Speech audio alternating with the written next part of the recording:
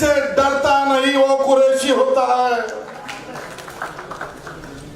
और अगर किसके सामने सर झुकाना है तो उस अल्लाह ताला और भगवान के। कुरैशी किसी से डरता नहीं है और सर झुकाना है तो उस ऊपर वाले के सामने झुकाता है। अगर इन बातों से कुरैशी बनता है तो आशीष शेलार भी आज से कुरैशी है। खरंच लाजिरवाणी गोष्ट आहे बीजेपीसाठी, म्हणजे कुठंतरी हिंदूसाठी आज लढा देत असल्याचं भारतीय जनता पार्टी दावा करत असते. खरं तर हिंदुत्ववादी पार्टीच नाहीये, हे खरी बोगस पार्टी आहे.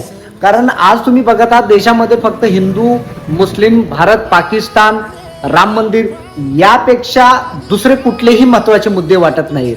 म्हणजे लोकांना कुठेतरी वेड्यात काढण्याचं, सगळ्यात मोठं मूर्ख बनवण्याचं जर काम आज कुठली पार्टी करत आहे तर बोगस जनता पार्टी करत आहे.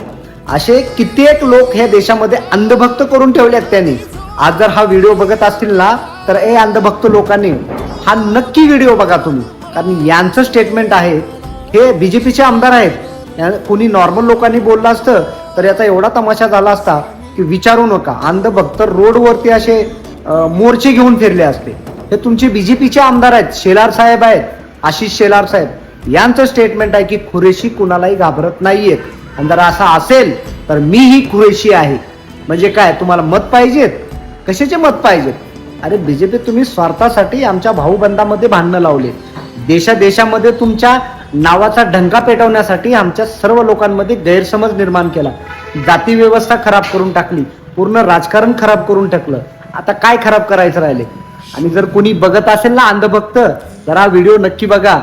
ह्या लोकांचं खरं हिंदुत्व काय. अरे लाज वाटली पाहिजे. हिंदू म्हणून लोकाला फसवून सत्ता गाजवणारे, मतांची चोरी करून सत्तेत येणारे आज कुठेतरी या गोष्टीचा विचार करायला पाहिजे. तरीही तुमचे काय अंधभक्त आहेत ना, त्या लोकांना भरोसा नाही.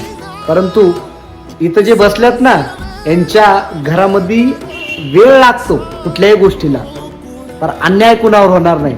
आणि येत्या काळात तुमच्यावर अशी व्यथा येईल की तुम्हाला हिंदू म्हणण्याचा सुद्धा हक्क तो संपून जाईल.